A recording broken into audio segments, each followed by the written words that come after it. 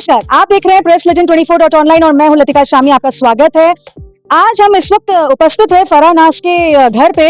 आपको मैं ये बता दूं कि ऑनरेबल हाई कोर्ट में जस्टिस एन नरलिकर की खंडपीठ ने, जो कि Bombay bench Nagpur high court है, उन्होंने इंक्लिनेशन नहीं शो किया और फरहा के जो पति थे नोमान, उनको बेल देने से साफ इनकार करते हुए इस केस को विड्रॉल करें। अगर आपको ऐसा लगता है तो आप इस बेल को चैलेंज कर सकते हैं, आप इसको डिस्ट्रिक्ट कोर्ट में फिर से लगा सकते हैं, परंतु अभी ये पॉसिबल नहीं है। खैर, लिबर्टी ये दी गई है कि ये केस को 6 महीने के अंदर हमें सॉल्व करना है। अब सॉल्व कैसे करना है? 6 महीने ट्रायल कोर्ट के सामने में आप अपनी पिटीशन फिर से लगा सकते हैं बेल के लिए। अब बेल मिलना नहीं मिलना ये तो अलग बात है, लेकिन हाई कोर्ट ने अगर कॉग्निजेंस लिया है कि इस बिटिया के जो आंसू बहे होंगे, जो तकलीफें उसने सही होगी, या जो तकलीफ वो अपने ससुराल में एक उत्पीड़न के मामले में उसने सहा है, खैर हम तो अभी तथ्य पे नहीं जाएंगे कि हुआ क्या था। वो तो अब हमें चार्जशीट फाइल हो चुकी है, अब उसके बाद में हमें पता चलेगा कि क्या है मैटर पूरा जब ट्रायल चालू होगा। फरहान नाज के ससुराल वालों ने हमें अभी तक कांटेक्ट किया नहीं है, ना ही उनकी तरफ से कोई पक्ष हमारे पास आया है। अगर वो अपना पक्ष रखना चाहते हैं तो वो जरूर हमारे सामने अपना पक्ष रख सकते हैं। चलिए आइए चलेंगे, हम थोड़ा फरहान नाज के पिता से बात करेंगे। बने रहिए मेरे साथ। आपका धन्यवाद। तो जैसे मैंने आपको कहा कि मैं फरहान नाज के घर पे हूँ, उनके अम्मी और अब्बू हमारे साथ में हैं। चलिए जानते हैं उनसे कि हाई कोर्ट ने जो ऑर्डर पास किया है उसके ऊपर उनका क्या कहना है। बने रहिए मेरे साथ। आपका धन्यवाद। नमस्कार, कैसे हैं आप? बढ़िया। कैसा लग रहा है अभी फरहा का केस? अब देख लीजिए कि नोमान ने केस फाइल किया था हाई कोर्ट में और उसको बेल देने से हाई कोर्ट ने मना कर दिया। बेल रिजेक्ट हो गई उसको हम कहते हैं कि उन्होंने जो बेल एप्लीकेशन फाइल की थी, जज तैयार नहीं थे उनको बेल देने के लिए, तो उनको ये लिबर्टी दी गई थी कि आप अपना एप्लीकेशन फाइल वापस ले लो और अगर आपको बेल का कुछ करना है तो आप जो नीचे वाला कोर्ट है वहां पर आप अपील करो। उसकी माँ ने बोली मेरा एक ही बेटा है, बोले दूसरा बेटा क्या मैंने करा था क्या? हाँ। तो उसकी माँ बोले मेरा एक ही बेटा है, बोले जब एक बेटा था तो ऐसी मारी का है कौन ने? हाँ। तो अभी आपको कैसा लग रहा है कि जस्टिस एन नरलिकर की जो खंडपीठ है, जो हाई कोर्ट है, उन्होंने बेल ना देते हुए अभी ये कहा कि आप नीचे के कोर्ट में जाइए, ट्रायल कोर्ट में 6 महीने के अंदर उसका यानी आपके पास में भी 6 महीने हैं फरहा के केस को प्रूव करने। वो सर ने बहुत अच्छा कर रहे है ना? हाँ, बहुत अच्छा करा। बहुत खुशी हुई आपको? बहुत खुशी। 6 महीने तक तो अभी लग रहा नहीं है कि बेल हो सकता है। आपको क्या लग रहा है? उसको तो फांसी मिलेंगी सबको, पूरे को फांसी। हाँ, पांचों को फांसी मिलेंगी। और हमारी बेटी के साथ में करे, बस हमको न्याय होना बस। क्या कैसा दिन गुजर रहा है? अभी फरहा नहीं है इस दुनिया में और किस तकलीफों का सामना अभी एक माँ कर रही है? धंधे पे नहीं जा रहे, 6 महीने से काम पे नहीं जा रहे, घर में बैठे रह रहे। 6 महीने से काम पे कहाँ काम धंधे पे नहीं जा रहे, फिर भी अच्छे रह रहे, खा रहे पी रहे, खुश है। याद आती है उसकी बहुत, याद आती है। हाँ याद आई थी, बहुत याद आती। कोई ऐसे पल है जो फरहा के आप हमारे दर्शकों को बता सकते हैं कि वो उसको क्या पसंद था?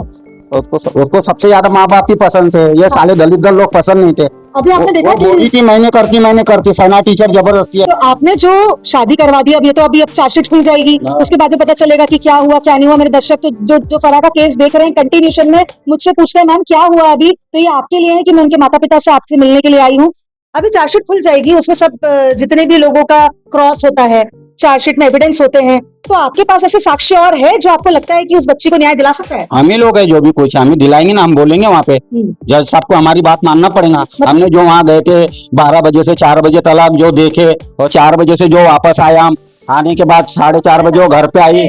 बाकी आप गारंटी नहीं दे सकते वो आते नहीं आते, बाकी हम ही सब बस हम गवाह गारंटी दे सकते हो। हम तो उसको फांसी दिलाएंगे तुरंत में छट करने से, हम ही बहुत बड़े गारंटर। अभी जैसे आपने देखा कि ट्यूषा शर्मा का केस भी काफी ज्यादा चल रहा था, प्रचलित था, उसमें भी कहा गया कि डाउरी जो बोलते हैं अपना दहेज उत्पीड़न के मामले में वो बच्ची ने सुसाइड करी, ऐसा बताया जाता है। आपने देखा है वो केस? जी देखे नहीं। आपने देखा है? इन्हें दहेज वहेज दी तो हमारा जेवर भी नहीं दी वापस, सामान ही दे दी, सिर्फ सामान दिया। हाँ, कहाँ जेवर एवर नहीं मिला। सामान लिखा पढ़ी से हुआ कुछ देने का काम? हाँ, लिखा पढ़ी वीडियो बनाई ना उनने, और पूरे जेवर गायब कर दी। जेवर नहीं मिले? नहीं दिए, सेना टीचर की चाहिए सब चाल पूरी। कितने लाखों का जेवर? 4 लाख का। 4 लाख का जेवर होगा।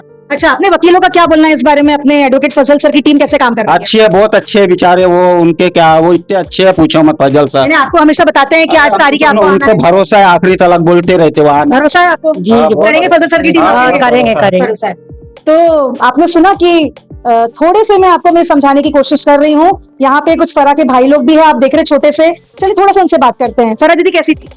फरहा दीदी बहुत अच्छे थे, मैं यही मोहल्ले पड़ोस में रहता हूँ, उनके रिश्ते में लगता है। हाँ। वो दीदी क्या पसंद आता था फरहा दीदी को? फरहा दीदी को बस अपने फैमिली में जैसा रहना सहना उनका बहुत अच्छा था, और उनको माँ बाप के अलावा और कोई पसंद नहीं, बस माँ बाप और जैसे दूसरों में हंस खिल के बात करना। और फरहा दीदी बहुत अच्छी थी। आपको ऐसा लगता है कि फरहा दीदी सुसाइड कर सकती है? नहीं, फरहा दीदी कर ही नहीं सकती, उनको मारा गया है? मारा गया उनको। तो आप क्या चाहते हैं कि माननीय न्यायालय उसके ऊपर क्या संज्ञान ले, नुमान को या उसके परिवार के लिए जो अभी चार्जशीट पुट अप होगी? उनको फांसी दिलाना है, बस इतना ही हमारी मांग है। उनको फांसी मिलनी चाहिए। चलिए एक और भाई से बात करते हैं। नुमान, जो उनके पति थे उनकी बेल अभी रिजेक्ट हो गई है, ले लिया है, अपना जो एप्लीकेशन लगाया था हाईकोर्ट में उन्होंने वापस ले लिया है। उनका ऐसा कहना है कि अकेला बेटा है, परिवार को पालने वाला है। तो फरहा कैसी थी, क्या वो अकेले अपने परिवार को पालती थी? अकेले मतलब उनके घर वालों को पाल लेते थे, लेकिन वहाँ पे भी हो गए, लेकिन उनको नहीं, जिस तरीके से एक लड़की ने सुसाइड करी ऐसा बोला जाता है, आपको लगता है फरहा सुसाइड कर सकती है? नहीं उनको मारा गया है, उनको और जिनने मारा है उनको फांसी देने का। उनको फांसी मिलना चाहिए। क्या बोलते हैं आप बेटा? फांसी देना। आपकी उम्र क्या है अभी? छोटे हैं आप अभी काफी, 12 इयर्स के हैं। देखिए 12 इयर्स का बच्चा है, मैं डिस्कशन दे रही हूँ कि एक छोटे बच्चे ने भी अपनी बात रखने की कोशिश की है। हम उससे पूछ रहे हैं क्योंकि उसने फरहा दीदी को अपने पास देखा है। फरहा दीदी को जानते थे आप? यस। कैसी थी? बहुत अच्छी थी। काम काज में अच्छी थी? यस। कभी खाना वाना खाने आए कभी इधर? यस। अच्छा, फरहा दीदी कैसी थी? अच्छी थी। अच्छी थी। क्या चाहते हैं आप, ऑनरेबल कोर्ट उनके लिए क्या करे? जो कोर्ट में जो भी केस गया है दीदी का, सुसाइड केस बोलो या उनका कहना है मर्डर हुआ है, आपको क्या लगता है दीदी को न्याय मिलना चाहिए? मिलना चाहिए। आपका नाम क्या है बेटा? तब्रेज। तो बच्चों ने भी यही आह्वान लगाया है ऑनरेबल कोर्ट से। मैं आपका धन्यवाद करती हूँ सभी के लिए जो फरहा के केस को देखते हैं। और मैंने फिर से ये कहा है और अभी भी कह रही हूँ कि अगर फरहा के ससुराल पक्ष को अपना पक्ष रखना है तो वो मेरे सामने आ सकते हैं और मेरे सवालों का जवाब वो दे, ताकि दुनिया भी सच्चाई जाने। अगर उनका ये कहना है कि उन्होंने बिटिया का खत्म नहीं किया है या उन्होंने बिटिया का मर्डर नहीं किया है या फिर बिटिया ने सुसाइड किया है, तो वो आ सकते हैं और हमें बोल सकते हैं। वो उन्हें सब करे। हाँ। तो ये लोग भगे थे कि ये सब गाड़ियां लेके भग गए, ये सब फर्रो हाँ, वो तो आपने कहा हम था। दोनों मियाँ बीबी गए तो हाँ। ये लोग भग गए। तो भगना तो नहीं, इन्हें खड़े रहना था। खड़े रहना। अगर इन्हें नहीं करे तो ये खड़े रहते, मैयत में आते तो हमको यकीन होता। ये साले भगे करके ये सेना ये सबने मिलकर मर्डर करे। लेकिन ऐसा भी तो हो सकता है ना, कभी कभी कुछ लोग आते हैं, शिरकत भी होते हैं और दफनाने वफनाने का सारा काम भी करते हैं, लेकिन वो करने के बाद में पता चलता है कि वो लोगों ने वो मर्डर किया था। मर्डर करे उन लोग ने। पूरी गारंटी देता मैं, ये पूरी चाल सेना टीचर की है। पूरा रुपया सेनाज लगा रही, पूरा पैसा सेनाज खर्चा। हमारे फजल सर ने बोले जाएंगे करके, जहाँ बोलेंगे दिल्ली, जहाँ बोले वहाँ फजल सर ने बोले। चलिए, एडवोकेट फजल सर की टीम सक्षम है, advocate lucky sir, advocate Noman sir, advocate Salman sir जो हाईकोर्ट के भी केसेस देखते हैं इनके, वो सभी लोग सक्षम है। मेरी भी यही गुहार है माननीय न्यायालय, इसके ऊपर में निष्पक्ष जो कार्रवाई करके चार्जशीट पुट अप हुई है उसमें फरहा नाज के केस में जो भी न्याय के अनुसार कार्रवाई हो और जो भी न्याय के अनुसार जस्टिस मिले, तो जस्टिस फॉर फरहा नाज की बात करते हुए मैं आपका धन्यवाद करती हूँ। विद कैमरामैन विवेक, मैं हूँ Latika Shami, editor in chief, press legend 24.online। जय हिंद, जय महाराष्ट्र, जय विदर्भ, नमस्कार।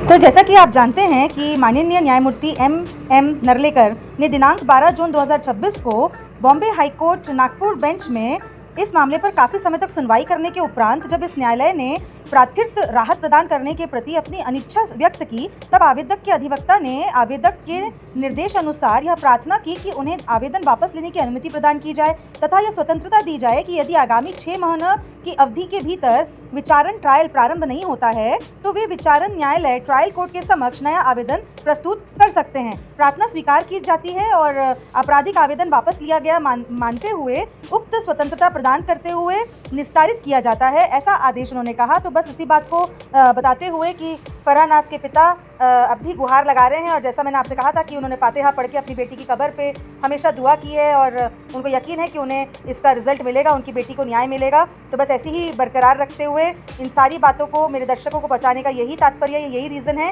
कि फरहा नाज के केस में उन्हें डेफिनेटली रिजल्ट मिलेगा, उनको ये उम्मीद है। मैं आपका धन्यवाद करती हूँ। कैमरामैन विवेक के साथ मैं हूँ Latika Shami, editor in chief, press legend 24.online। जय हिंद, जय महाराष्ट्र, जय विदर्भ, नमस्कार।